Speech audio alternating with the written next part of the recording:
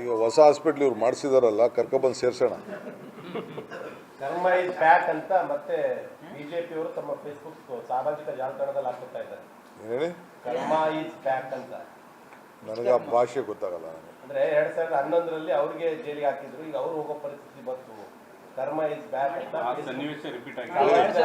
ಅವ್ರನ್ನ ಕಾಂಗ್ರೆಸ್ ಅವ್ರು ಹಾಕ್ಸಿಲ್ಲ ರೀ, JDS ಅವರು. ಇದೇ ಕುಮಾರಸ್ವಾಮಿ ದೇವೇಗೌಡ್ರೆ ಅವ್ರನ್ನ ಹಾಕ್ಸಿದ್ರು.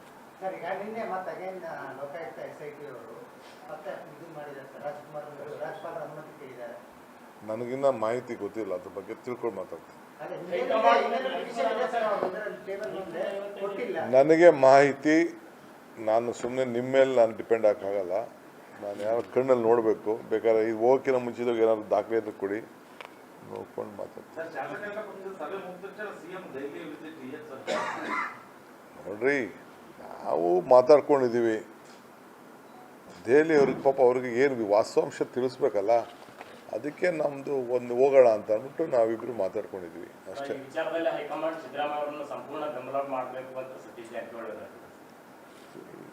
ಇಡೀ ಪಕ್ಷ ರೀ, ಮಲ್ಲಿಕಾರ್ಜುನ್ ಖರ್ಗೆ ಅವರಿಂದ ಹಿಡಿದು ರಾಹುಲ್ ಗಾಂಧಿಯಿಂದ ಹಿಡಿದು ಎಲ್ಲರೂ ಕೂಡ ನಾವು ಅವ್ರ ಪರವಾಗಿ ನಿಂತಿದ್ದೀವಿ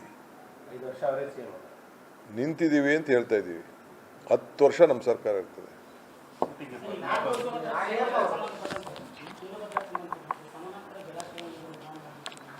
ಮಾತಾಡೋಣ, ಬನ್ನಿ ಇದರಲ್ಲಿ ರಾಜೀವ್ ಗಾಂಧಿ ಕಾರ್ಯಕ್ರಮದಲ್ಲಿ ಭೇಟಿ ಮಾಡೋಣ. ನಾನು ಹೋಗ್ತಾ ಇದ್ದೀನಿ.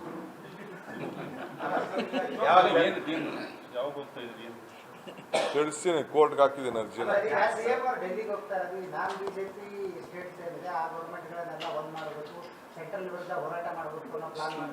ಯಾರು ಹೇಳಿದ್ರಿ? ಇಂಡಿಯಾನೇ ಒಂದಿದೆಯಲ್ಲ, ಇಂಡಿಯಾ ಗ್ರೂಪ್ ಒಕ್ಕೂಟ ಒಂದಿದೆಯಲ್ಲ.